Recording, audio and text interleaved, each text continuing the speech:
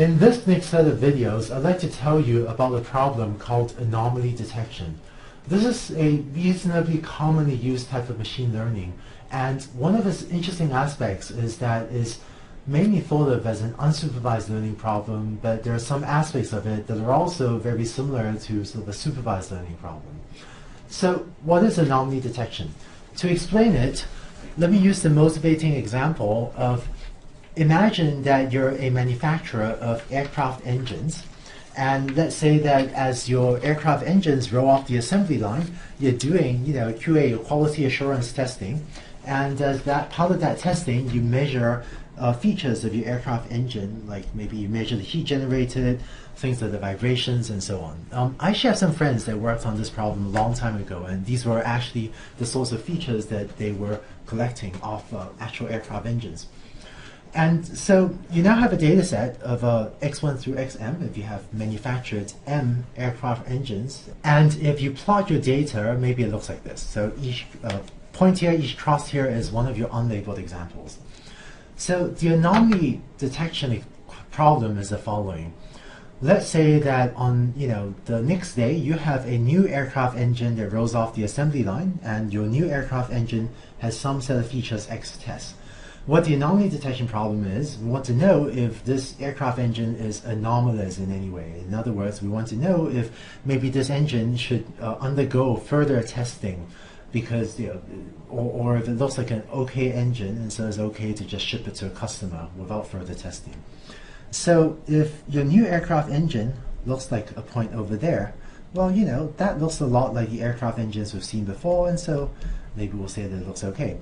Whereas if your new aircraft engine, if X tests, were a point that were out here, so if X1 and X2 of the features of this new example, X tests were all the way out there, then we would call that an anomaly, and maybe send that aircraft engine for further testing before we ship it to a customer, since it looks very different than the rest of the aircraft engines we've seen before. More formally, in the anomaly detection problem, we're given some data sets, X1 through Xm of examples, and we usually assume that these M examples are normal or non-anomalous examples, and we want an algorithm to tell us if some new example X test is anomalous. The approach that we're going to take is that given this training set, given the unlabeled training set, we're going to build a model for P of X. In other words, we're going to build a model for the probability of X, where X are these features of, say, aircraft engines.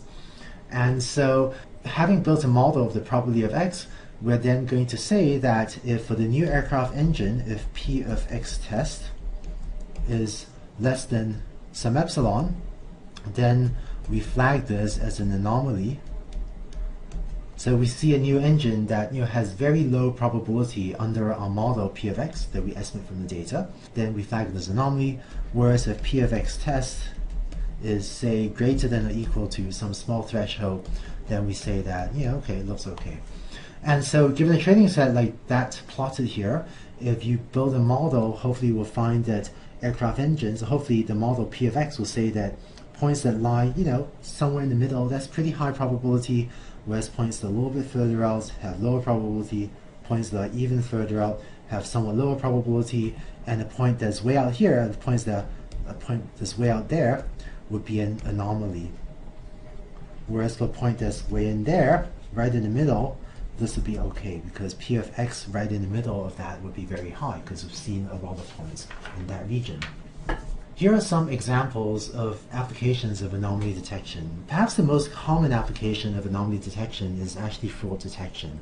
If you have many users, and if each of your users take different activities, maybe on your website or in a physical plant or something, you can compute features, xi, of the different users' activities, and what you can do is build a model to say, what is the probability of different users behaving different ways? So what is the probability of a particular vector of features of a user's behavior?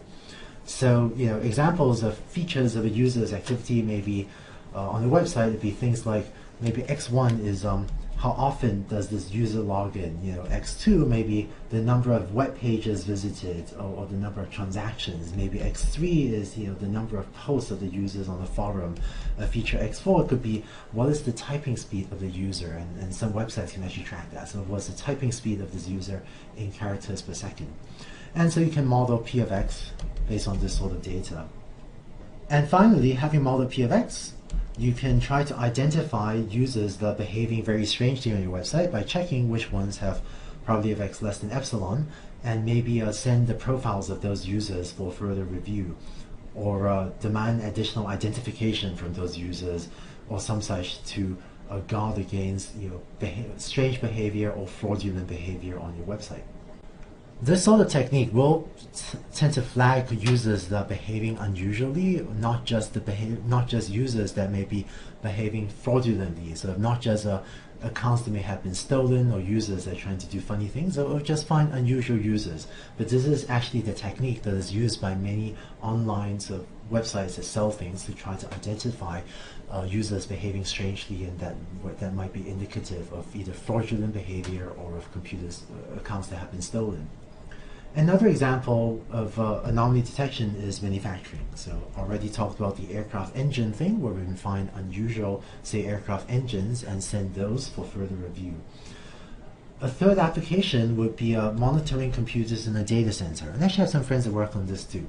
So if you have a lot of machines in a computer cluster or in a data center, you can do things like compute features of each machine. So maybe some features capturing how much memory used, number of disk accesses, CPU load, as well as more complex features like what is the CPU load on this machine divided by the amount of network traffic on this machine.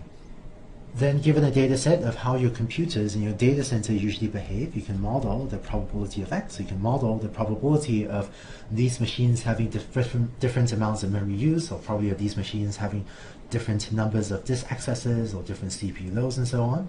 And if you ever have a machine whose probability of X, P of X, is very small, then you know that machine is behaving unusually, and maybe that machine is about to go down, and you can flag that for review by a system administrator. And this is actually being used today by various data centers to watch out for unusual things happening on their machines. So that's anomaly detection. In the next video, I'll talk a bit about the Gaussian distribution and review properties of the Gaussian probability distribution. And in videos after that, we'll apply it to develop an anomaly detection algorithm.